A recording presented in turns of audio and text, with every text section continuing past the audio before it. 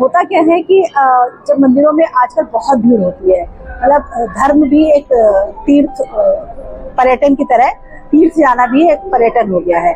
मैं जहाँ भी जाती हूँ इतनी भीड़ का सामना मुझे करना पड़ता है कि कई बार ना मुझे खुद को मैनेज करना, उसके साथ अपने वृद्ध पिता को मैनेज करना बहुत मुश्किल हो जाता है। एक मंदिर में तो यहाँ तक नौबत आ गई थी कि मैं रोने लगी थी। मुझे लगा कि पापा को आज कुछ हो जाएगा, हो गया पक्का।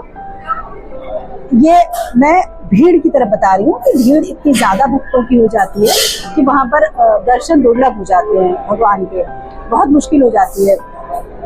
तो मैं ये कहना चाह रही थी, जैसे मैंने चढ़ावा चोरी और उन सब पे बहुत सारी रीलें बनाई, उससे भी ज्यादा इम्पोर्टेंट या उसी के बराबर इम्पोर्टेंट मुझे ये लगता है कि हमें भीड़ मैनेजमेंट जो है अपने तीर्थ स्थलों पर, वो भी बहुत जरूरी है। उसको भी नंबर 1 पे नहीं तो नंबर 2 पे जरूर रखना चाहिए सरकारों को, कि भीड़ को किस तरह नियंत्रण किया जाए, कैसे भक्तों की भीड़ को मैनेज किया जाए।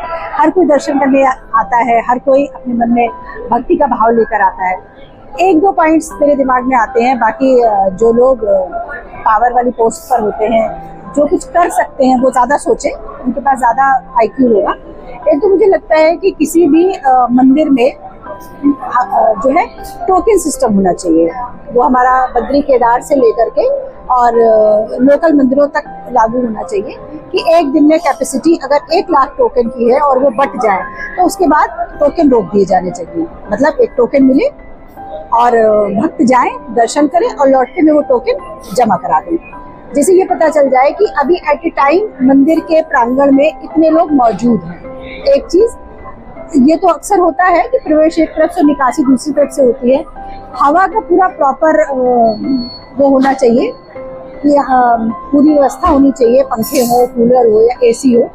दूसरी चीज भक्तों को भी ये सोचना चाहिए कि कोई एक दिन या कोई एक तिथि भगवान के लिए निश्चित ना करे, क्योंकि भगवान कैलेंडर को नहीं फॉलो करते हैं। भगवान हर जगह है, हर समय है।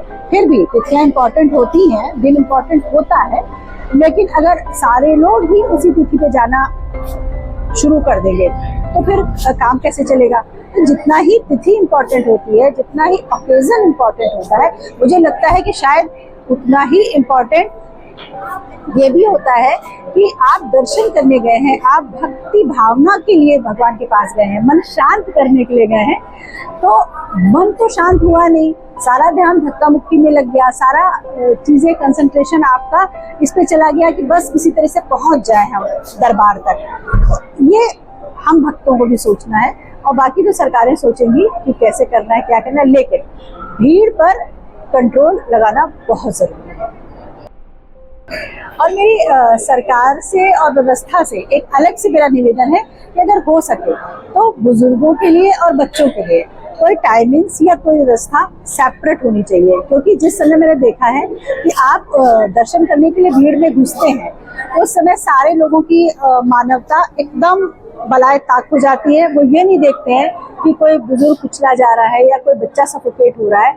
उनको बस एक धुन होती है कि भगवान के पास तक जाना है, और ये जो जीते जागते भगवान होते हैं, इनकी तरफ कोई गौर नहीं करता है।